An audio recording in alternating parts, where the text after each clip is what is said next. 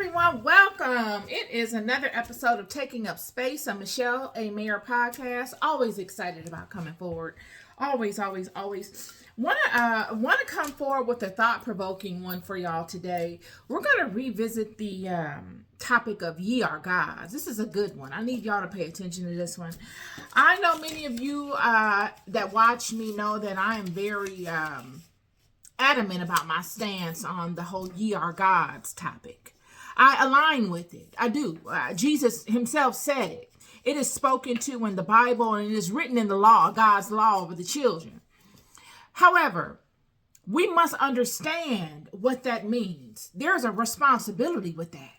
See, a lot of times we take that one segment of what Jesus said and what God has proclaimed over the children, and we run with that.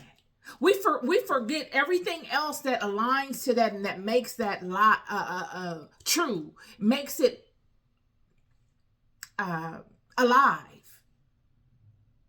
We don't do the things necessary to activate that, is what I'm saying. See, there is an activation necessary in doing such. One moment. There is an activation necessary in standing in the totality of the statement of ye are gods. I'm going to go deeper into that in a further episode or further communications with you guys. So be on the lookout for that. But today I'm just going to give you the basics and the fundamentals to it because I posted something on my Instagram page. Big up Bobby Hemmett, y'all. Anybody that likes anybody that likes truth, you need to watch Bobby Hemmett. Bobby Hemmett be dropping a lot of gems. Love Bobby. Love Bobby. And I posted something on my Instagram page that Bobby has spoken to, and it was real. It was real, and it was one of the very few things that I could post on my page because Bobby likes to use a lot of creative words, and I can't post all his stuff, but that was one that I was able to post, and he's dropping some nuggets on the fact that ye are gods. You are. You have everything it takes within you right now to ascend to a godly level. Yet sometimes it takes lifetimes to get there, friend.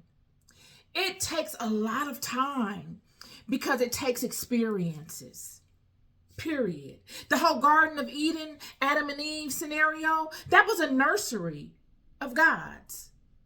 That's exactly what they were there to do. They were there to ascend in the proper way to a godly nature. But what happened was they got contaminated. The rug got pulled from up under them, basically. And they went from little information to a tremendous amount of information. They skipped levels, vital levels, that they should not have skipped. Because in skipping those levels, it would create problems. They would make vital mistakes that would take time to work their way through.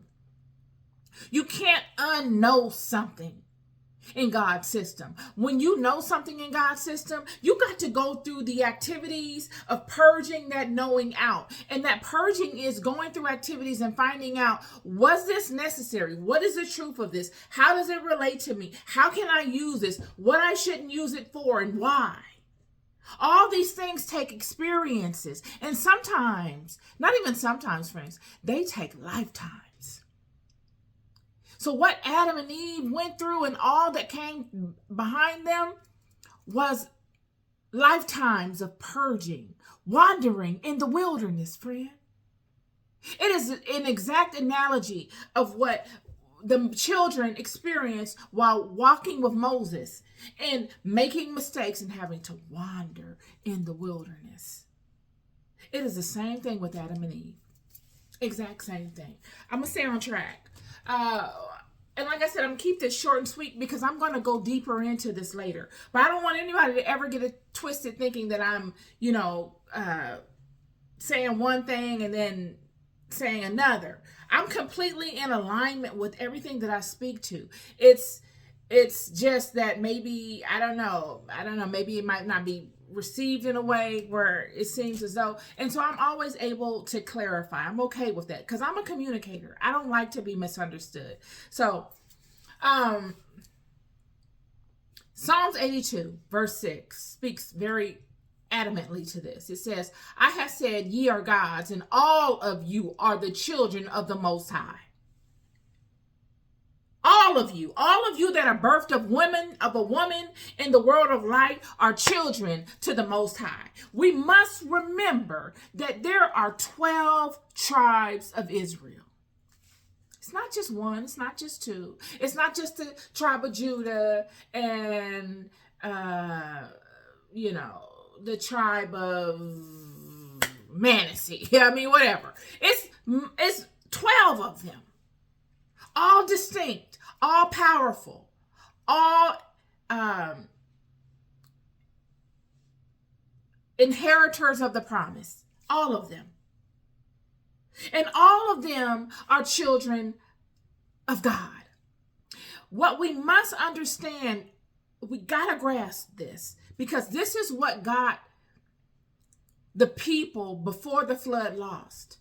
After Adam and Eve sinned, they got sent out into the world. They were clothed in skins, and they were sent out into the cold world, and they had to figure it out. It was trial and error. They made mistakes. They had to learn from them, and they had to continue on.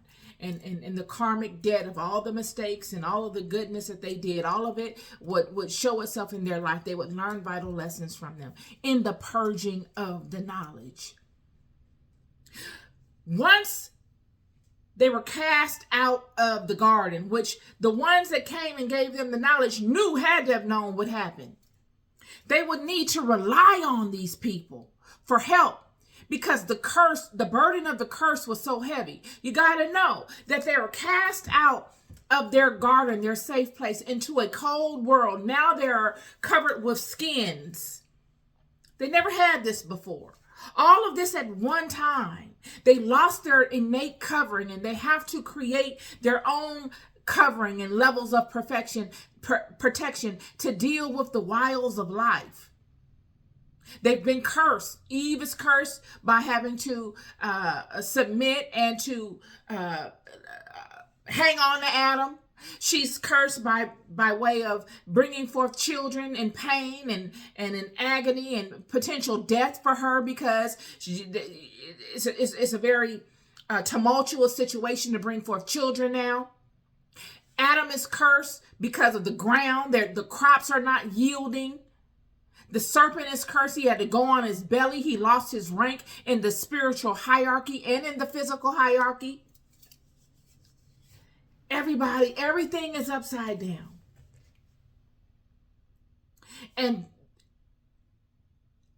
they're all having to lean on each other in one way or another, whether in a deceptive way or whether in an integral way. And so they make relationships. The woman's seed would make relationships. Adam and the woman's seed would make relationships with these beings, because these beings did not lose their knowledge. The people would still need their knowledge to help them under the constraints that they're under, more than ever. So it's fair to say it was a setup for them to be put in that situation. And these relationships that they would make would be pacts. They're just trying to get through at this point. They're not living to a godly nature. They're just making it through. And with that mindset of guilt from what has happened, fear of of the unknown and how to deal with the curse, they lose their way. They forget that they are gods. They forget that they are in a nursery that is created for them to ascend to a godly nature. They still have all of the elements, all of the ingredients within them to ascend to a godly nature, but it's being suppressed. It's being pimped by way of the ones that initially came upon them with all of the ideas that got them cursed.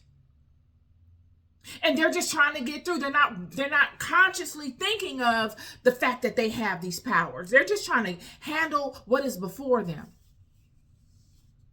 And they still know what they know. And they begin to live. And they become adjusted. And they will do miraculous things, y'all. Many of the monuments you see around this world, all these ancient monuments, are what happened before the flood. They would do miraculous things as one unit. One unit. But what they would end up doing would be becoming turned.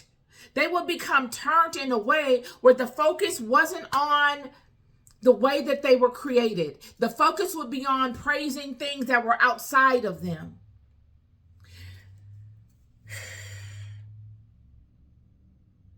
I need to stay on point. John 10:34. Is it not written in your law?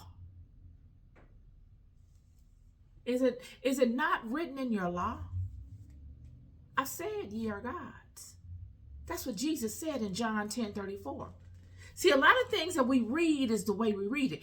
Is it not written in your law?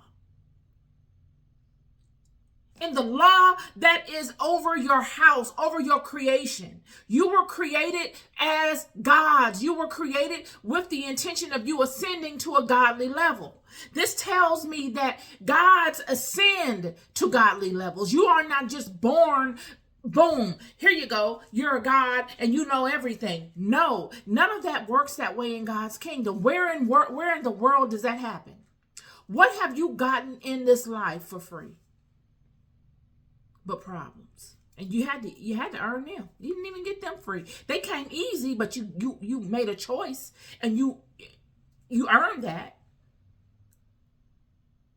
Everything in God's kingdom you must ascend to, and you must pass levels to get to the next level, or else you just stay in the same level until you ascend. This is no different. Jesus comes forth in John 10:34 and he says, is it not written in your law? Is it not written in your law? I have said ye are gods. Ye are gods. However, I'm going to read something else which goes back to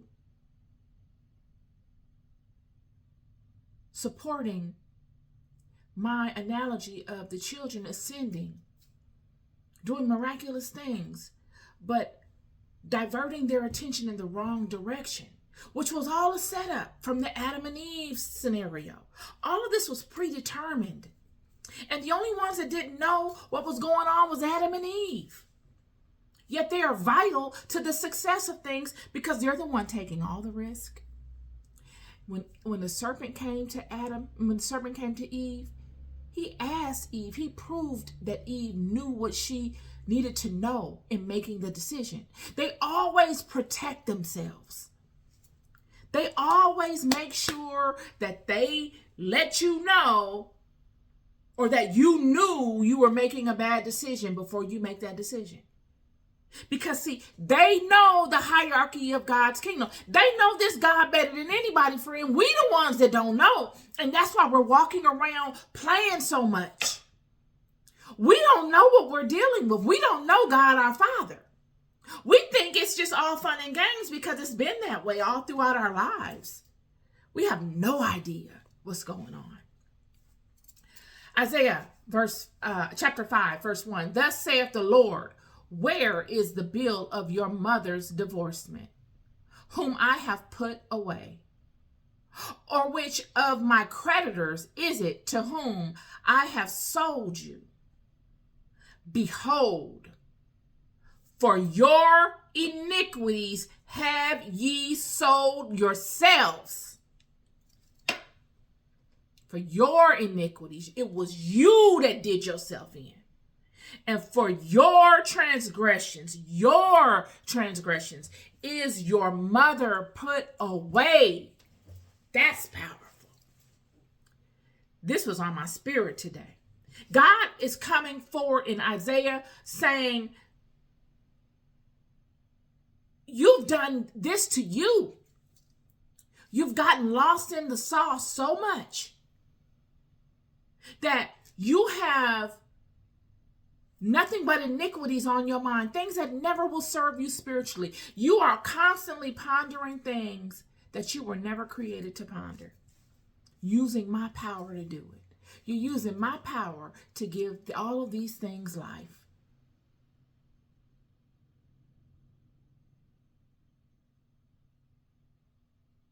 And because of that, you are the reason why your mother is put away. Because you were pimping her power too. You were using her as the gateway to really get it done.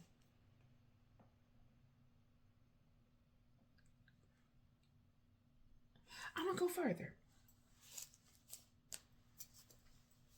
Isaiah chapter 41, verse 23.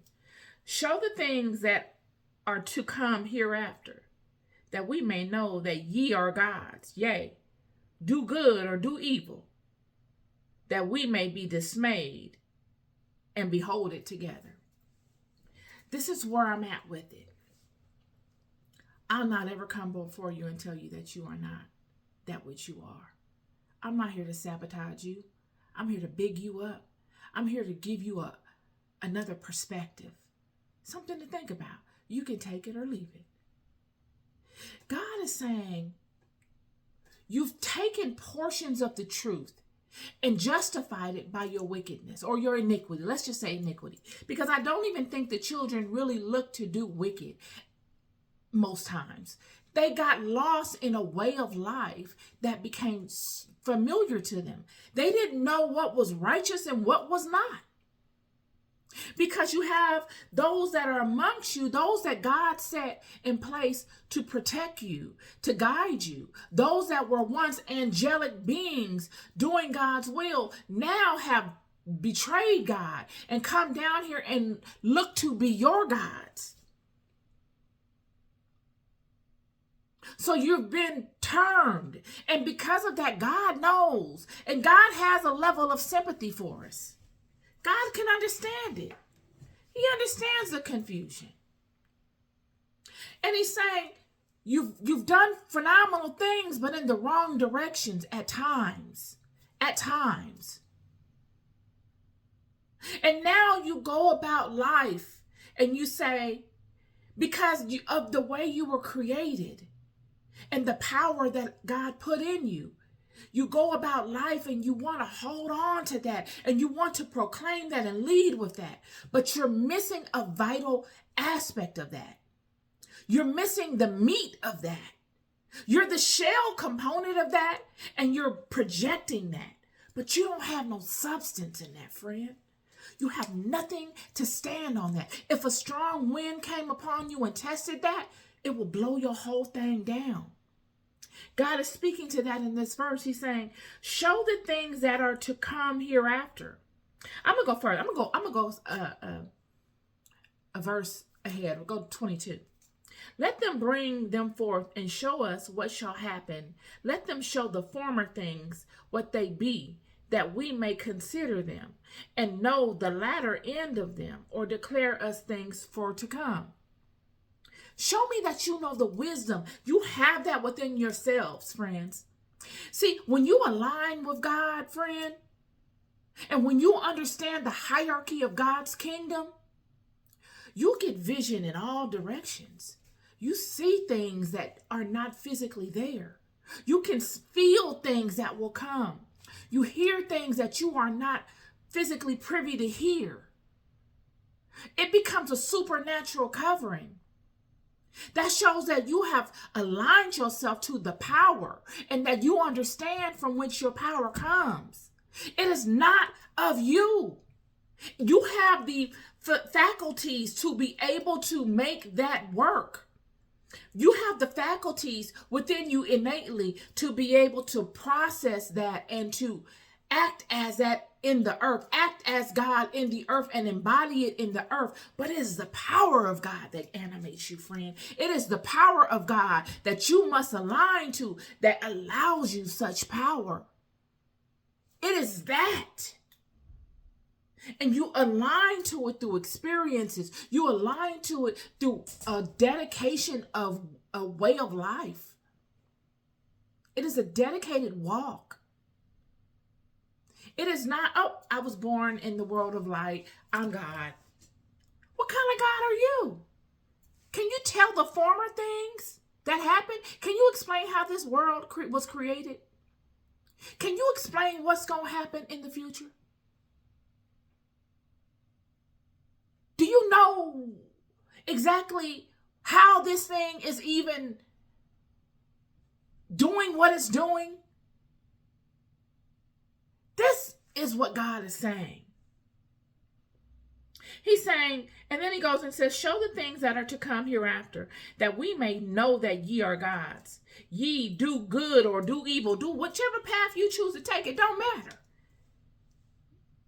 That we may be dismayed and behold it together. He's waiting on you to do it. This is what Jesus came back for, y'all. Jesus came back to set the things in order so that people could start ascending. Because we got so lost. We were just walking around in circles like we are now. We are in the same place, knowing that the power is within us, but not being able to grasp it in its totality and stand within it consciously. Verse 24, behold, ye are of nothing. This is God. And your work of naught. Your work ain't nothing, you're nothing. An abomination is he that chooses you. Woo. Yeah, that's a cold one right there, boy. That's a cold one. It's like a wet blanket. You know, the blanket is to keep you warm, but if it's wet, it does nothing but do the opposite. All of your creation, all that you have within you, you don't even know what you have. You utilize your smartphone more than you utilize the intelligence of your own being. This is what God is saying. You proclaim these things because you were created to stand in the truth of these things. I'm going to give you an example.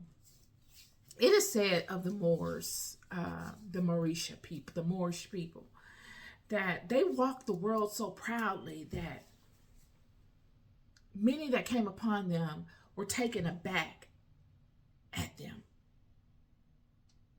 They had reached a level of knowing.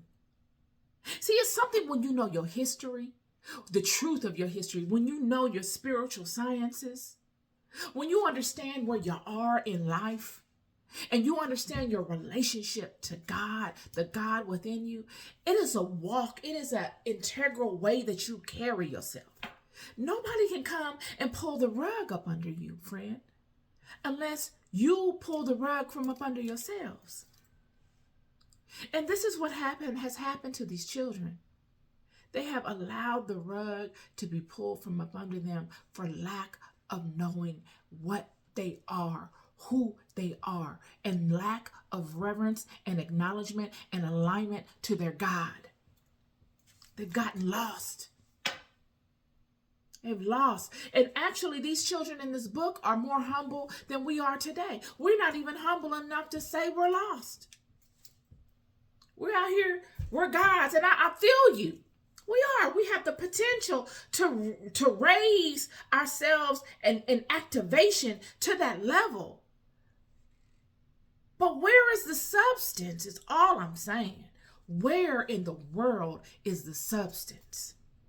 And the substance comes from acknowledging, learning, knowing, learning yourselves, learning most importantly the God that is within you and leaning totally on that.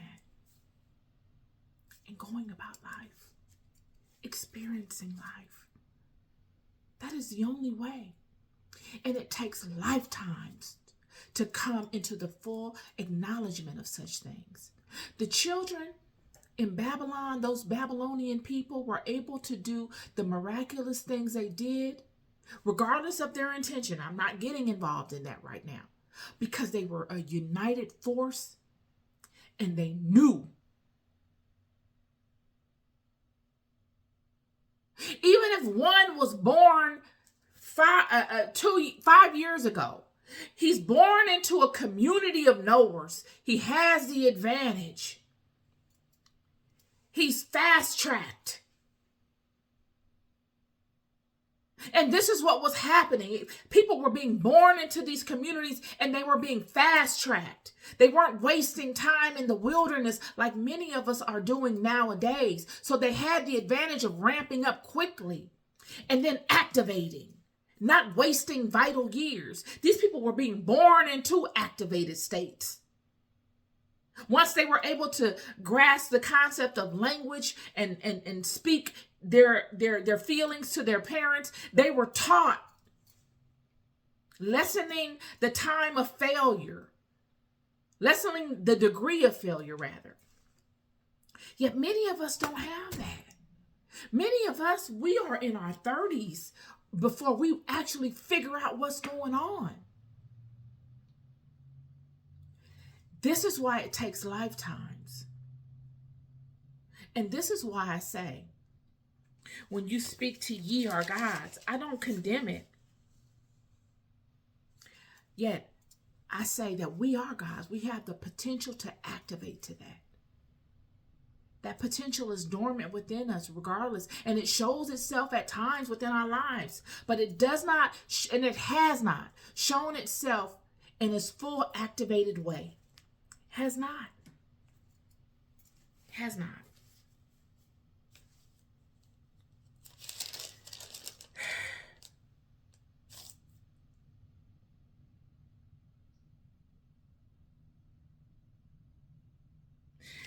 God is speaking to how they have lost their way.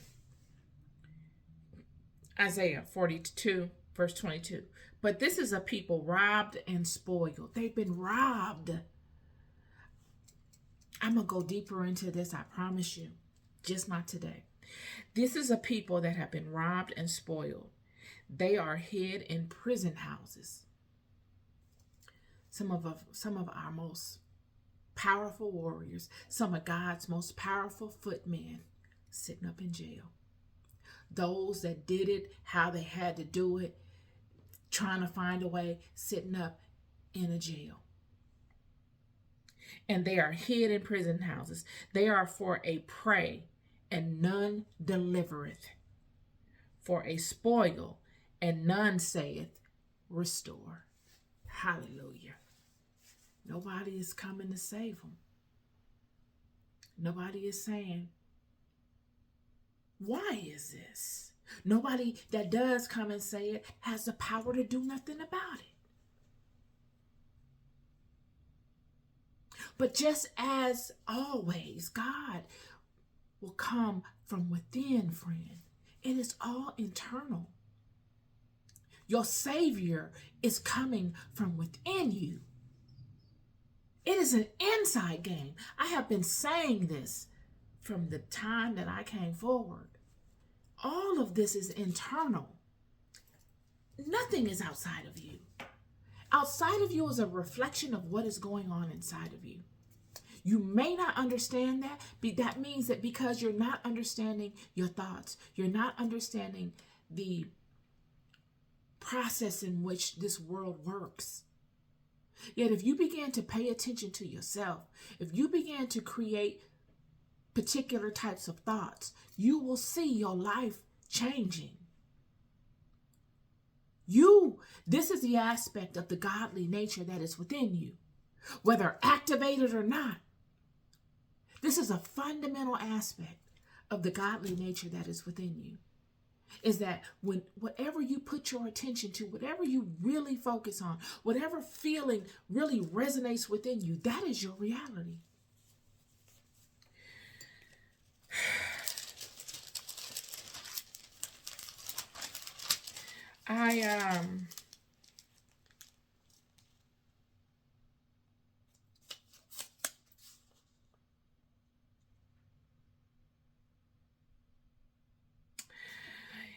There's so many ways I can go today, but I really don't. One moment.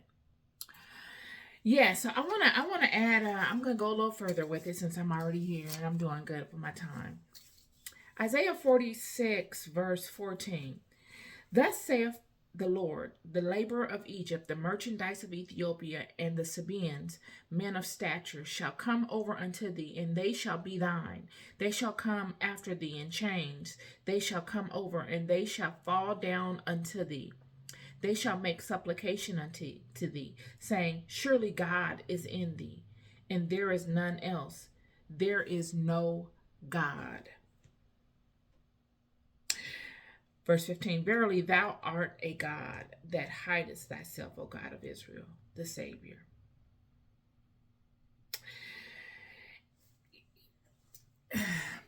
And this verse shows also how tricky it can be.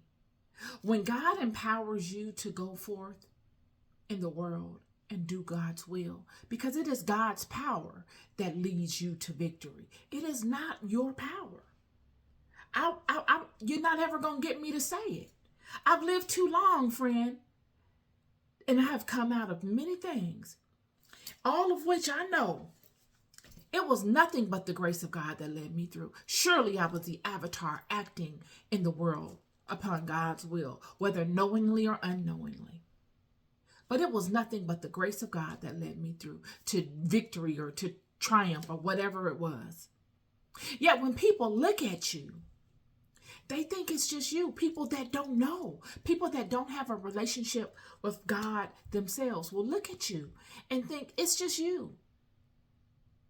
And if you're not careful, if you don't know your role, and if you don't acknowledge your role truly, you will allow those people to believe that it is you and only you that got you whatever it was that you got. You will begin to believe what they are telling you yourself.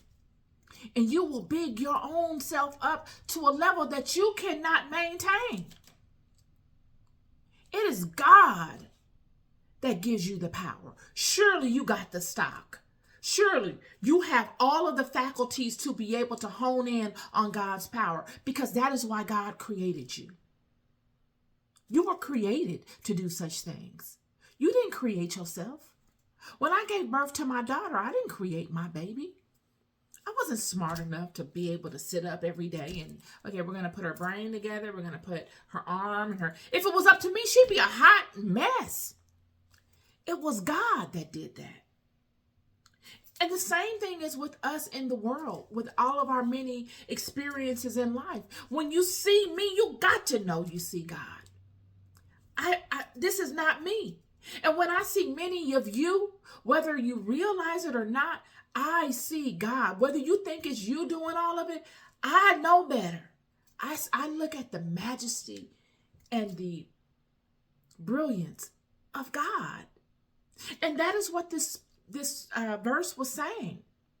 He's saying all of these mighty nations will come and bow to your feet and will tell you that it is you that did this. And that there is no God. It is strictly you that did this. Yet, verily, thou art a God that hidest thyself, O God of Israel. That's the way that God, that's how God moves to this entire garden, friend. God is a hidden God. When have you ever seen God walking?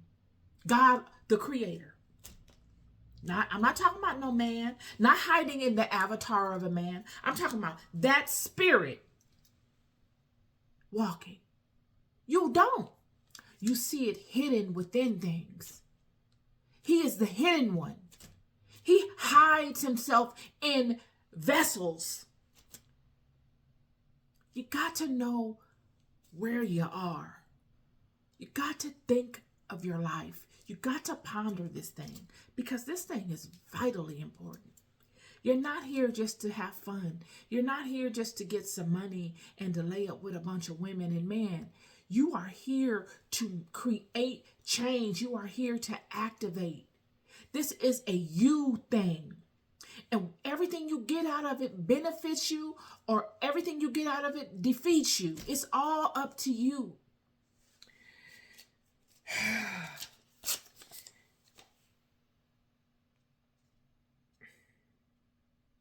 And God is saying, regardless to whether you believe it or not, it's not about you like that. I'm going to give you an example. When the children, before the flood, they knew the flood was going to happen, friend. It wasn't a shock. God is not a God that creeps up on you and catches you, slipping. He's not keep creeping up on you and trying to get you at your weakest moment. That is absolutely not God. God is a God that will give you chances after chances. He will give you warnings, warnings, warnings. He'll let you build a case for yourself that you can't get out of. The children knew that the flood would come. Yet the children were burdened down with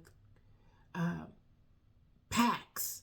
They had made pacts with these fallen ones because the fallen ones knew that such things would probably happen as well, and that they needed to get the buy-in from the people so that they could cover themselves, right? So that everybody wouldn't just start immediately abandoning their relationships with them and adhere to God. So they got the children all in these contracts and all in these pacts, generational ones. And then when Noah came to inform the children that God was coming and that God was going to send a flood to flood the world, that this was not going to be no joke, y'all need to straighten it up. They wanted to, but they couldn't. Because breaking the pact meant just as much judgment. Yet they knew what the judgment could be from the fallen ones because they were working with the fallen ones and they saw that judgment happening amongst others that fell out of alignment. But they hadn't really seen the judgment of God in their time. Many thousands of years had transferred since Adam and Eve. Whole generations, many thousands of years had happened. They hadn't seen the hand of God. They hadn't seen the might. But they saw the might of the fallen ones. So when Noah comes and tells them, they're like, okay, we're caught up between a rock and a hard place. We don't know what to do. So what we're going to do, we're going to use what we know of our gods. Who are their gods? They were the gods of nature. They were the gods of this realm. They knew that God was going to come with a potential flood, so we'll work our magic with the gods of nature to subside them and have them work in our favor. What they didn't know in all of their knowing, they didn't know the hierarchy, friend. And the fallen ones wasn't going to tell them. Just like the fallen ones serpent didn't tell Eve the total truth. They don't ever tell you the whole truth because you wouldn't do it. So when the flood came, they thought that they were in relation with these gods of nature and with these various gods, that they could protect themselves from it. Not knowing that the gods of nature and all the various gods must bow down to God the Father. They don't have a choice. They're definitely not going to betray God the Father for any of us. Do you know how many worlds have come and gone? Do we really think we're that important? And that leads me to this. Isaiah chapter 45, verse 23. I have sworn by myself, the word is gone out of my mouth in righteousness. He's saying, I swear, I put it on me. I don't have to put it on anybody else. I put this on myself because nobody is at my level or above my level that I could put it on. This is me. I put this on me. I have sworn by myself, the word is gone out of my mouth in righteousness and shall not return. That unto me every knee shall bow, every tongue shall swear. Yo.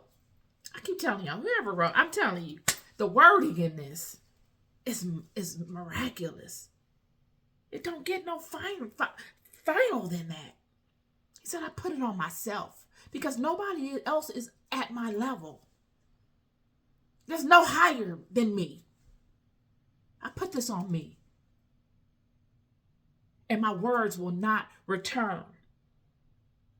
He says, I put this on me that the word is gone out of my mouth in righteousness. I'm speaking truth to you. And shall not return. It won't fall on the ground. That's how serious this is.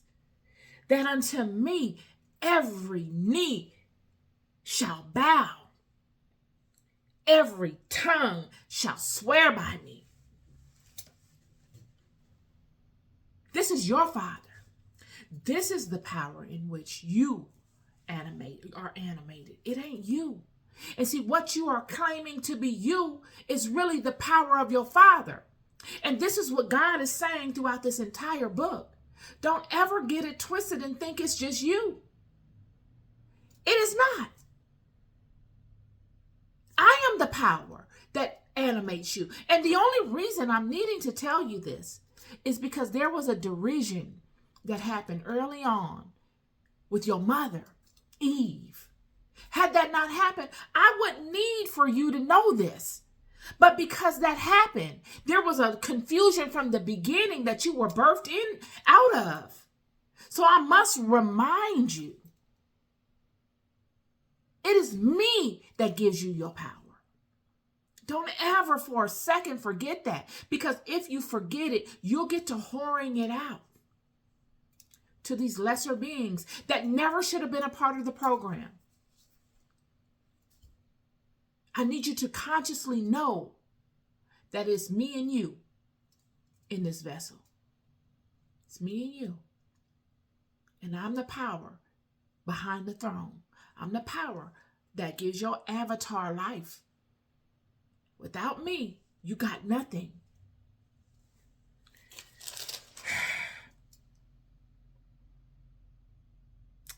So, yeah, I just felt like I needed to come forward with this today for y'all. I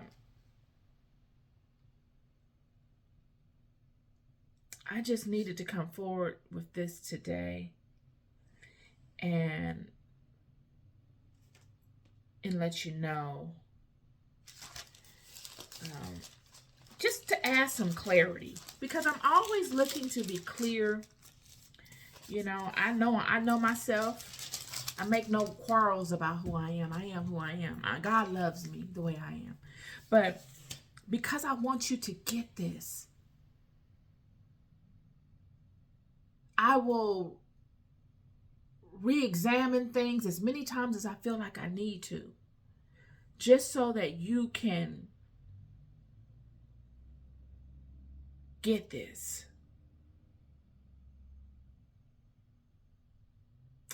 Another thing, Isaiah chapter 59, behold, the Lord's hand is not shortened that it cannot save, neither his ear heavy that it cannot hear. He's saying, friends, just because I don't move in ways, immediate ways to save you from yourselves, doesn't mean that I can't do it. My hand is never shortened.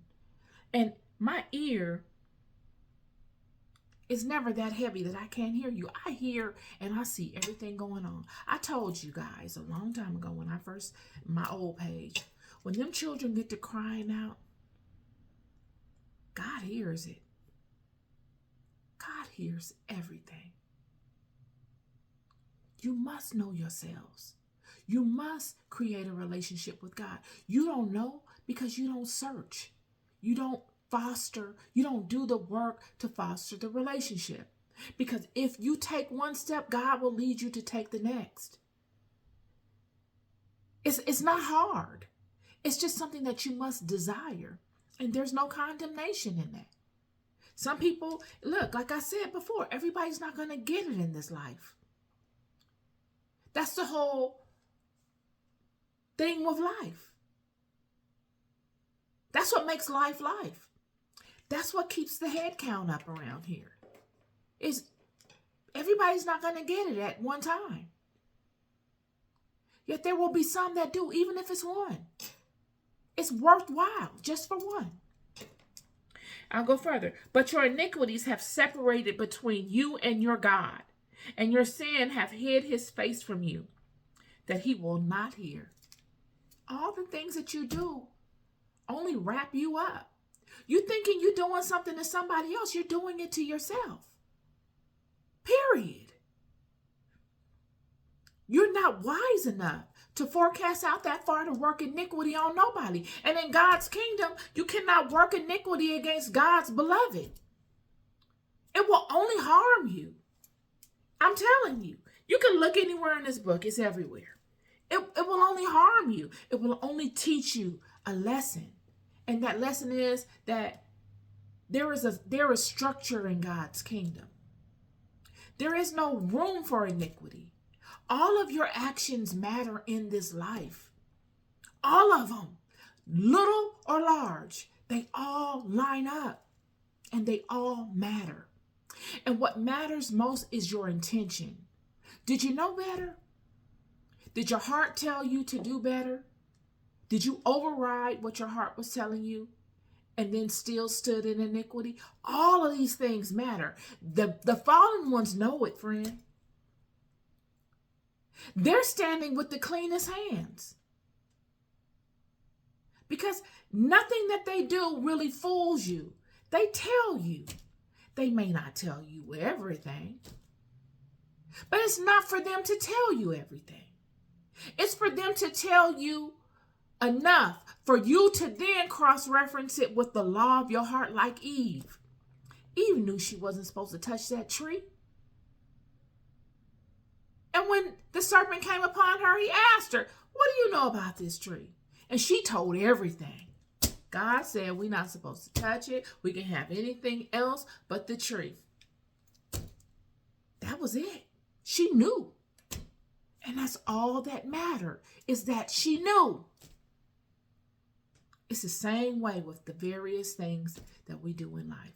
We know. All they got to do is tell you the truth. And they're going to tell you the truth.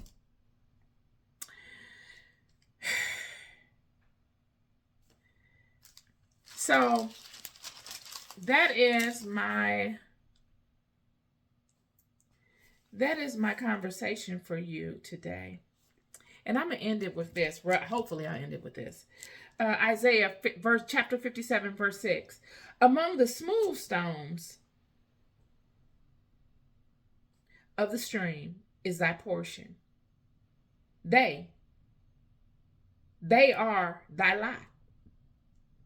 Even to them hast thou poured a drink offering. Thou hast offered a meat offering.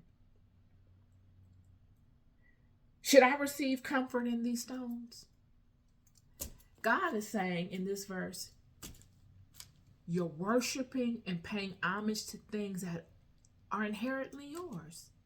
Things have become so discombobulated that you don't even know your own hierarchy in the system. You're bowing to things that you shouldn't be bowing to. Everything is a god now. Everything is something that you pray to or you pray of. You don't even know what is of your own dominion. You don't even know what comes naturally to you by your own birthright.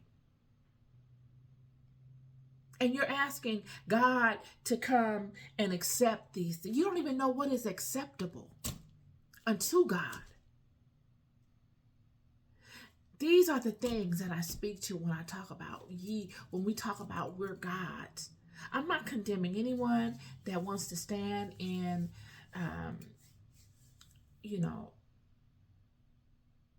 them having the internal aspects to rise to a level of godliness. I'm not condemning. I'm not here to condemn anybody. I'm here to shed another light on it, to tell you to look at it from another perspective. Are you able to know the former things? Are you able to explain them? Are you able to handle every aspect of your life now, regardless to what comes upon you? Are you? Are you able to handle what may come in the future? Are you able to speak to the end of things? Because that's what happens. I'm going to leave with this. That's what happens when you begin to pay homage to the lesser gods. See, you lose the covering that is innately within you.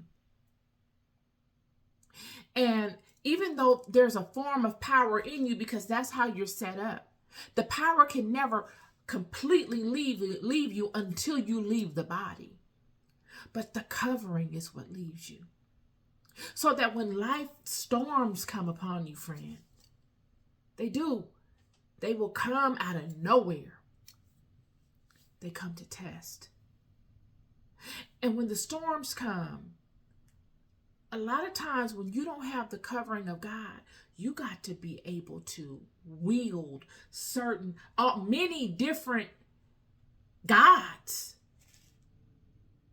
and appease all of them in the ways that they need you to appease them. You got to be the sorcerer. You got to be the wizard. You got to be the god.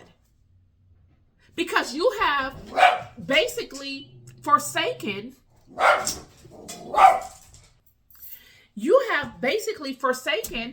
that innate covering that gives you the ability to relax somewhat in those states. It gives you the ability to not have to play every position, not have to know everything. All you must do is acknowledge that there is a threat. And then God, your Father, will send angels and all of his many that are constantly around you anyway to protect you. This is the symbionts. This is knowing your role. These are the things of the gods. These are the things of the gods.